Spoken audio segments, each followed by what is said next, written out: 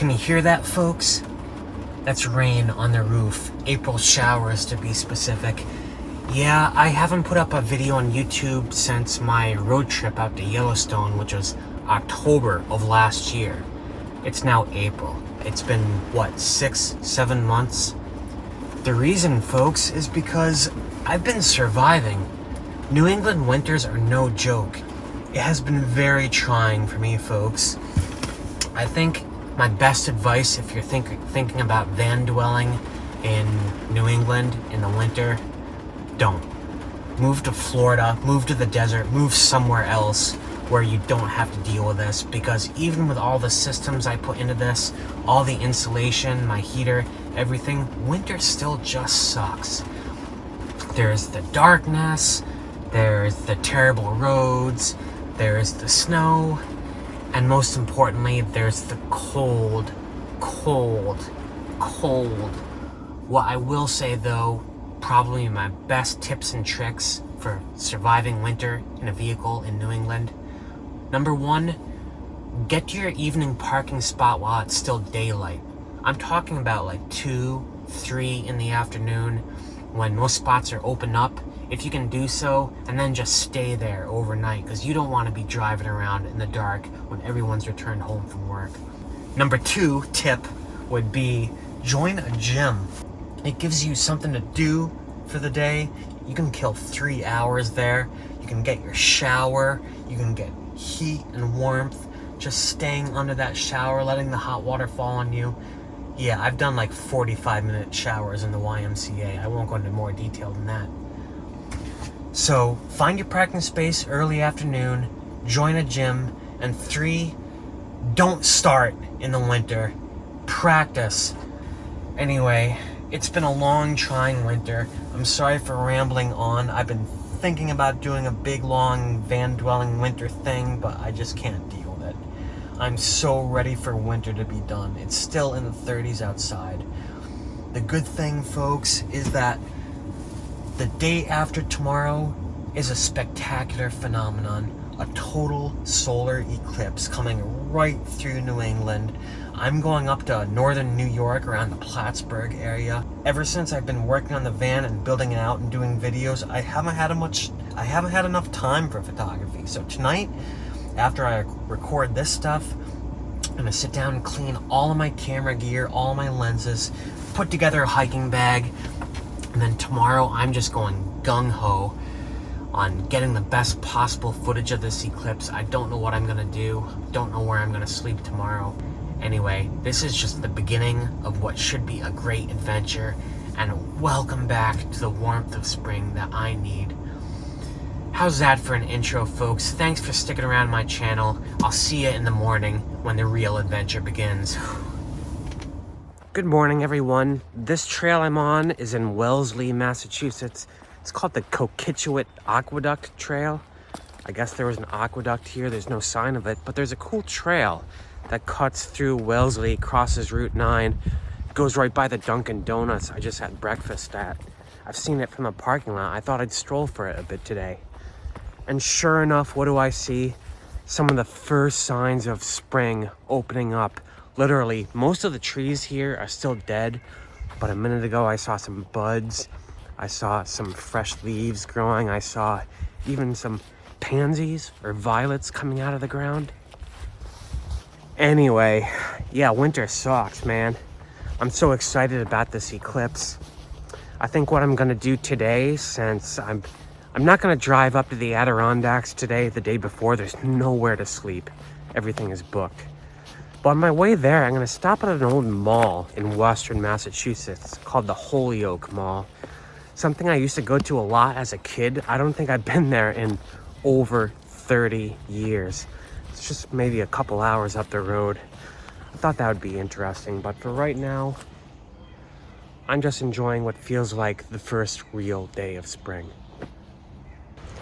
Wellesley has got to be probably the prettiest, most idyllic city suburb in America. I've been to a lot. There's some things about the town I don't like, mostly the people, but in terms of landscape and geography, if you love the outdoors, what a beautiful place to live. It's gonna be a stark contrast, I think, to where I'm going next, which is the Holyoke Mall. Here we go. Holy cow. I remember the exterior. I remember it being huge. I think I'll be safe over there. Anyway, the Holyoke Mall, like I was saying, opened in 1979 during the summer, and it was a major tourist attraction. It was one of the gems of the Northeast, let alone Massachusetts. It was huge. I remember coming here as a kid, and it was the highlight of our year. Okay, so here's a problem. I have no idea how to get to the upper level. Both of these escalators are sealed off. I want to get up there. And look at this, the escalators in the center. The one going up is sealed off. The one coming down is the only one. What a trip down memory lane. It's still a big place. I'm impressed. I haven't seen any closed storefronts. But one thing I noticed is that of the 6 escalators in the entire mall, there's only one that goes up in the center and one that goes down way off on the wing. So you have to walk like 5 freaking miles in here to get to the upper level. I don't know if they're all broken. I kind of think it's on purpose. But why would they do that? One thing I do notice about this place though, all the stores are like much bigger than they need to be. And there's hardly anyone in them at any time. There's like me and one other person. Like this whole thing feels more like a warehouse or a distribution center than an actual store. I've noticed that about a few of the ones I went in. There's even just crates lying around. Look what they have over here. Look at these belts. A Spider-Man belt, a Flash Gordon belt. That's real metal too. Look at that, folks. Fits perfect. It's like Las Vegas in here for teenagers. Just quite the arcade. They even have a bar in here, a courtyard. I do remember the arcade being a huge attraction at this mall when I was a kid. I also saw that glass elevator. It looks like way smaller than I remember. But I found an escalator. I'm gonna go explore the second level. I've actually walked from one end to the other already. So it turns out I entered on the second floor. There's 3 floors to this place. It's still a huge freaking mall. There's a crystal store over there that reminds me of my old apartment. I can't believe how much of my beautiful stuff I gave away. I had tons of crystals and chess sets and cool stuff. Sold it or gave it all away. Wow, what a trip down memory lane that was. I'm telling you guys, in the 80s, this was the place to go in Western Mass. It's still as big as I remember, but a lot of the spaces just seem tighter and smaller. That elevator is way smaller. I don't like how they make you walk the mall from end to end to change floors. I wonder if that's a loss prevention thing. But my biggest takeaway from this place, the thing that's different the most about what I remember as a kid, the vibe of the people here. Maybe because I've been in the city so long, I'm used to more of the population being in shape and like decently dressed. This was a rough crowd in there. I saw some things that I did not like, although the business seemed pretty good. Do you see that, folks? In the parking lot at the Holyoke Mall, that's another Ford Transit with a roof vent. The whole van life thing can be very solitary. You see other people like that doing what you're doing. You kind of want to check out their rig and see what their situation is. I've done that a couple of times. A lot of people doing this are just too weird for me, kind of fringy. Maybe I am that too. I don't think so though. I just like the fun of car camping. It's like a fort, you know? Yep, this is how you know it's still winter. Still piles of snow out here in Western Mass. I'm going up over the Appalachians. I'm really worried about getting up north for the eclipse. I think the highway is going to be super packed. My plan is to camp somewhere in Western Mass or Albany, somewhere in that area tonight, and then get on the highway as early as I can in the morning and just get up to the Adirondacks. I don't know where. I may have to pull over on the side of the road. I have a feeling it's going to be a shit show. Albany is a pretty city. It's a historic city. I used to live in the area for 4 years when I went to college. Whew, geez, I almost tripped right freaking there.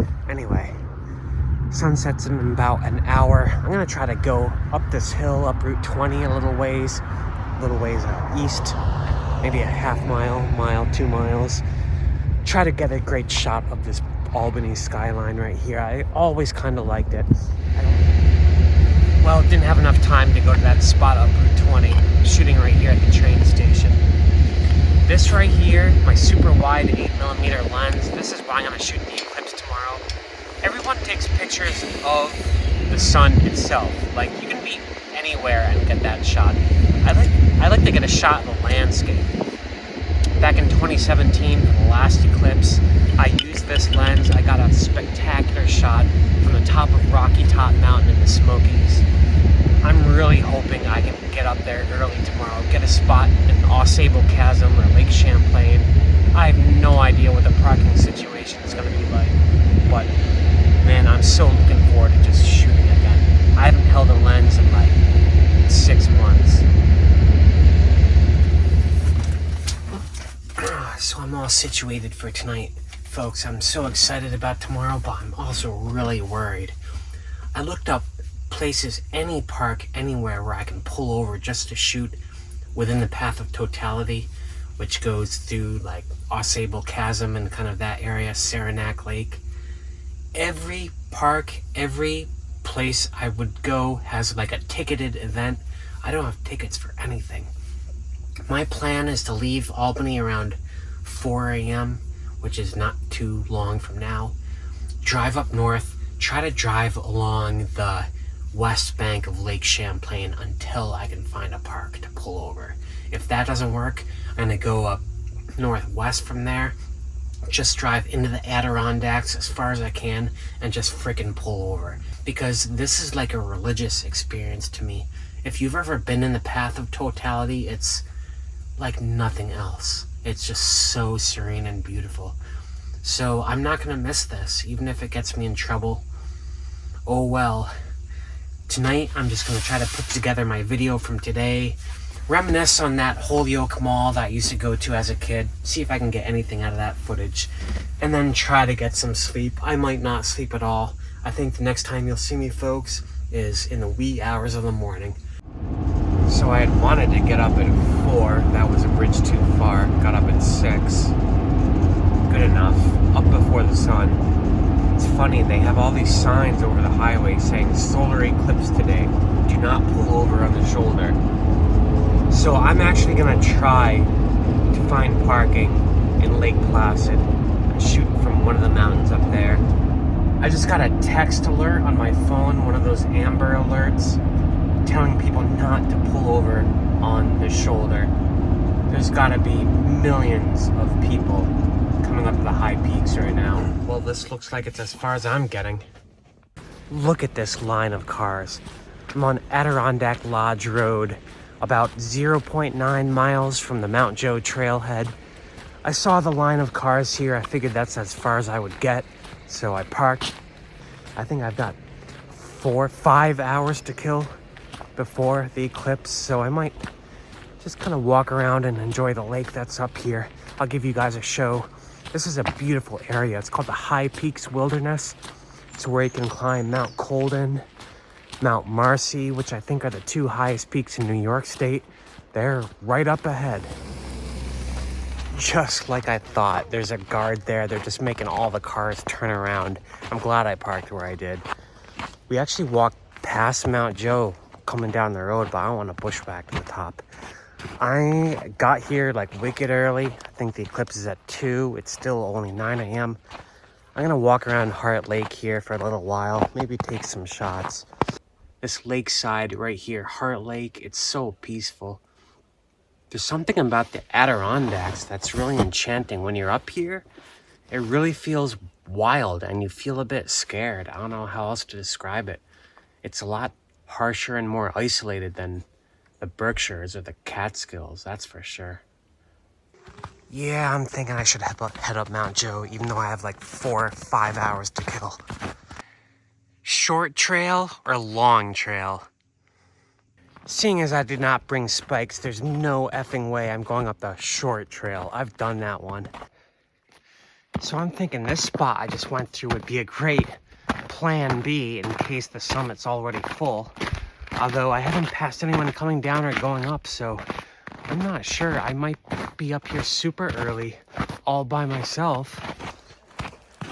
So there's a handful of people up here in the summit, maybe like 6 or 7 hardcore people who I guess got up here for sunrise. Now they're all sound asleep, which is kind of weird. I feel like I'm in the library. But I bagged a really good spot right on the ledge. Hopefully no idiot will get in front of me.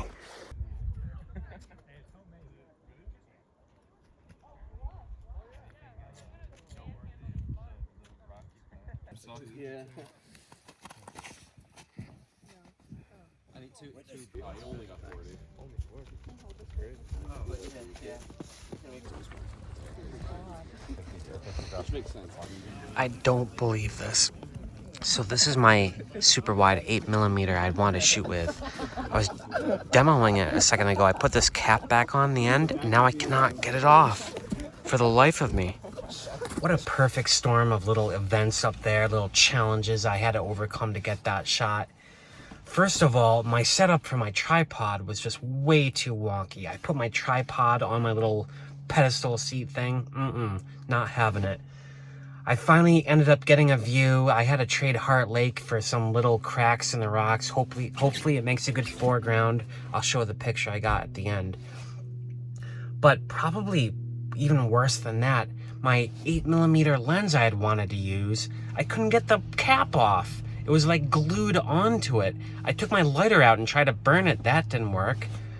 So I had to substitute an 11mm lens. I took like a panel of 6 shots during the eclipse itself. As for what I shot on video, last time I just shot a video of the Smoky Mountains and the shadow fall and all that. This time I wanted to do something different. I pointed it towards the crowd, towards the audience behind me. I tried to get the sun moon in the shot as well. Dutch angle maybe. I don't know, hopefully it worked out all right. I have to stitch together all of these photos. God, what a headache it's gonna be. But boy, what a crazy experience that was. If you've ever experienced totality, or ever have a chance to, I should say, folks, you gotta do it. That was amazing. Anyway, no idea what I'm gonna do now. I'm either gonna drive to Western Mass, or maybe Boston, or maybe somewhere else. Not sure. I'm way up near the Canada border. I've got quite a drive. Anyways, I'll end this video by showing you guys the footage from the top of the mountain, maybe 2 minutes during the eclipse, the crowd reaction, and hopefully I can stitch together my photo that I got, the super wide angle of that eclipse. I'll put it at the end of this video. Anyway, enjoy the video. I'll see you guys on the next adventure. Hey, good night. Oh, dude. Good night, everyone. Oh, dude. Is that the star? Is that a star or is that... Yeah! Let's go! Wow! Yeah. Wow! Shit. Oh my god! Oh my god! What? All right, let's beat the Look at it without the glasses, dude. Yeah! I don't want to look at it. I'm getting scared.